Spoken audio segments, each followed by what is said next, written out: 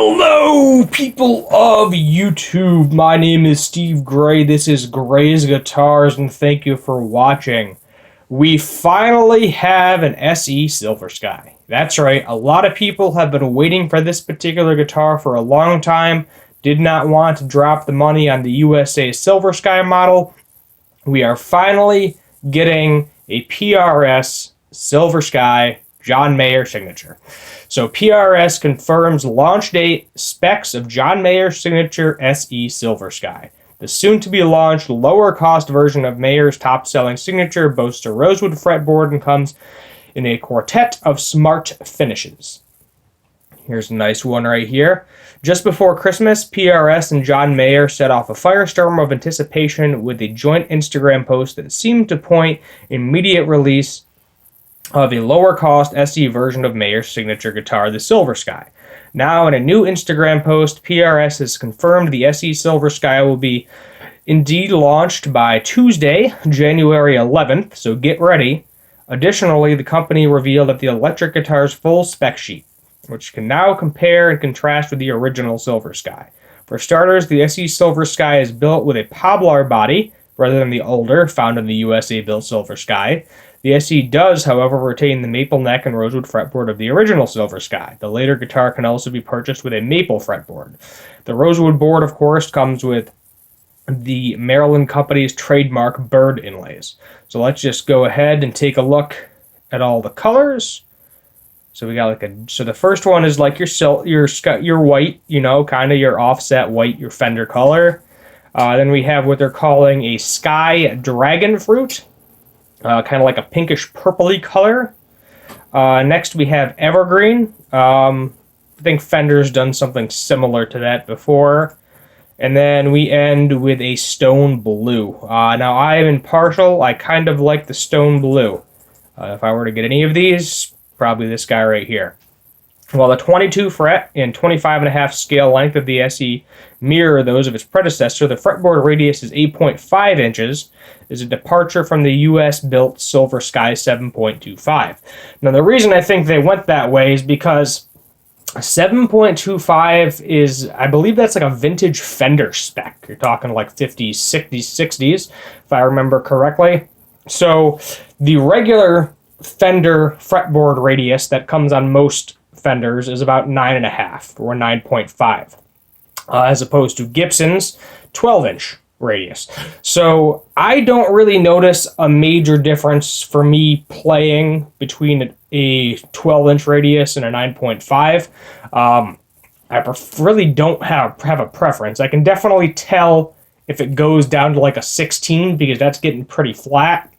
But I think they're purposely doing that because they want, modern players, your average guitarists that have played Squires throughout their life, maybe this is their second guitar, this is going to be their new guitar, to have something that feels a little bit more comfortable, a little bit more familiar. So I think that's why they've decided to go with the 8.5 inch as opposed to the 7.25 radius. You still don't really see a lot of guitars with 8.5 either. You might notice a slight difference between the regular Fender 9.5, but of course it's PRS, they have to do something different. The SE Silver Sky is armed with a trio of 635 JMS pickups, fit for all the SE line versions of the pickup. Mayer and Paul Reedsmith painstakingly developed for this guitar. The single volume 2-tone knob plus a 5-way blade switch. It's a Strat, of course. The controls department remains the same as well.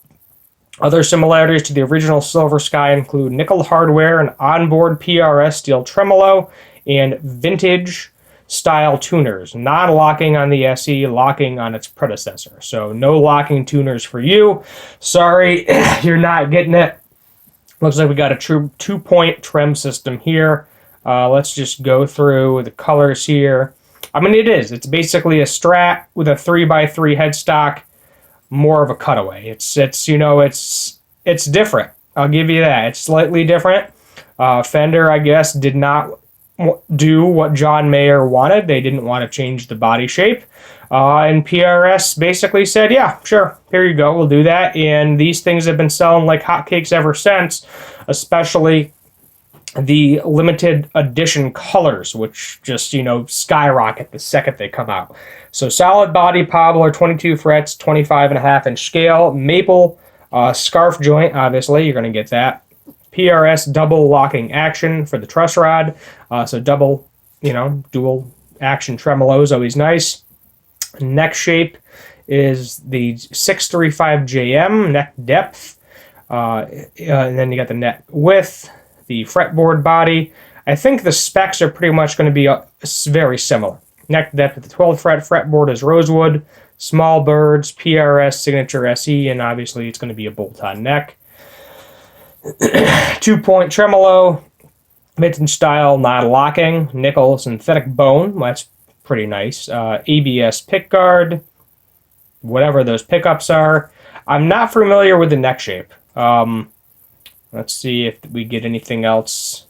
Stay tuned, demos and full release January 11th. So we will get a demo of this shortly in the near future.